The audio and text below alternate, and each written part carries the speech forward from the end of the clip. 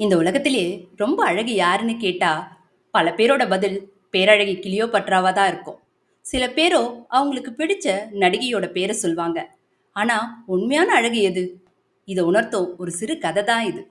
விடியும் முன்னரே எழுந்து ஏற்புடிச்சு வயல்ல தன்னலமற்று வேலை செஞ்சு களைத்து மாலையில வீடு திரும்புவது தான் உழவர்களோட வழக்கம். இதை இன்னைக்கும் நமது கிராமங்கள்ல பார்த்துட்டு தான் இருக்கோம். அன்று ஒரு நாள் ஒரு அழகிய கிராமத்துல மாலை வேலையில வயல்ல வேலை செஞ்சு களைச்ச உழவர்கள் வீடு திரும்பினாங்க. 5 வயது நிரம்பிய சுட்டி பையன்தான் ராமு. வயல்ல வேலை செஞ்சு முடிச்சு வீடு திரும்பிய தான் அம்மாவோட கையை பிடிச்சிக்கிட்டு விளையாடிக்கிட்டே நடந்துட்டு இருந்தான் ராமு. அந்தி சாயும் மாலை பொழுதுல வயல்ல வண்ண வண்ண பட்டாம்பூச்சிகள் அங்கும் இங்குமா பறந்துட்டு இருந்துச்சு. வண்ண பட்டாம்பூச்சிகளை பார்த்த ராமு பட்டாம்பூச்சிகளை துரத்தி பிடிக்க ஆசைப்பட்டு தான் அம்மாவோட கையை விட்டுட்டு பட்டாம்பூச்சி பின்னாலே ஓடினான். பட்டாம்பூச்சிகளை பிடிக்க முடியாம ஓடி ஓடி கலைச்ச ராமு திரும்பி பார்க்கும்போது தான் தெரிஞ்சது தான் அம்மாவை விட்டுட்டு ரொம்ப தூரம் வந்துட்டான்னு. தான் அம்மாவை விட்டுட்டு ரொம்ப தூரம் வந்த ராமு என்ன செய்வது தெரியாம அந்த இடத்திலே கத்த ஆரம்பிச்சான். யாரும் இல்லாத அந்த பகுதியில ராமுவோட அழுக்குரல் மட்டும் எல்லா இடத்துலயும் கேட்டுச்சு. ஐயோ, வழி தெரியாம ரொம்ப தூரம் வந்துட்டேனே, அம்மா அம்மா நீ எங்க இருக்க, யாராச்சும் எங்க அம்மா கிட்ட போய் விட்டுடுங்களேன் அப்படின்னு ராமு கதறி அழ ஆரம்பிச்சான். அப்போ அந்த வழியா வந்த ஒரு உழவர் சிறுவனோட அழுக்குரல் கேட்டு அந்த இடத்த நோக்கி போனாரு. அந்த சிறுவனை பார்த்த உழவர், நீ யாருப்பா, எதுக்கு இங்க தனியா நிக்கிற அப்படின்னு கேட்டாரு. நான் பட்டாம்பூச்சி பிடிக்க ஆசைப்பட்டு வந்தேன், அப்ப எங்க அம்மாவை தொலைச்சிட்டேன், அவங்க வயல்ல வேலை செஞ்சு முடிச்சு வீட்டுக்கு திரும்பி போயிட்டு இருக்காங்க, எனக்கு திரும்பி போக வழி தெரியல, எங்க அம்மா கிட்ட கொண்டு போய் விட்டுடுறீங்களான்னு ராமு அந்த உழவரிடம் கேட்டான். சிறுவனை சமாதானப்படுத்திய உழவர், சரி பயப்படாதப்பா, நான் உன்னை உங்க அம்மா கிட்ட கொண்டு போய் விட்டுறேன், ஆனா உங்க அம்மா எப்படி இருப்பாங்கன்னு எனக்கு தெரியாது. சரி, உங்க அம்மா எப்படி இருப்பாங்கன்னு சொல்றியா, நான் உன்னை உங்க அம்மா கிட்ட கொண்டு போய் விடுறேன்னு உழவர் சொன்னார்.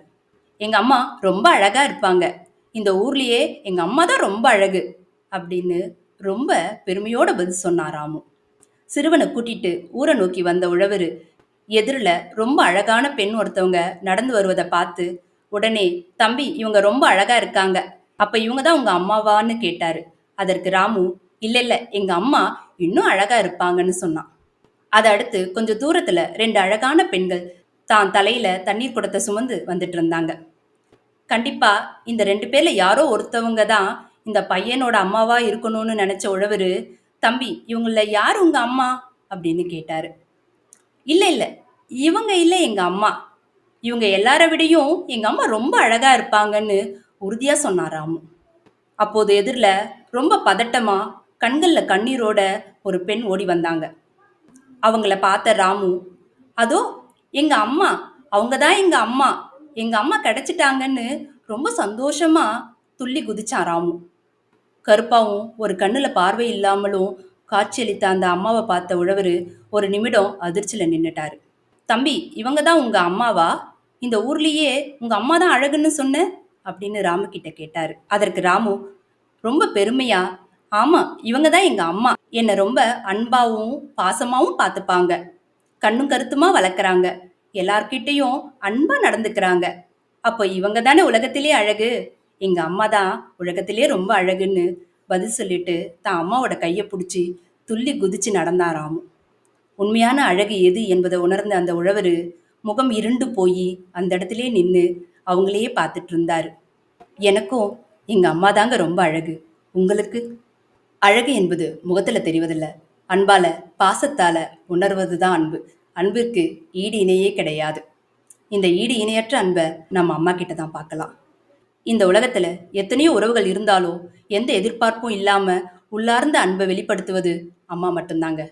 அகத்தின் அழகு முகத்தில் தெரியும்.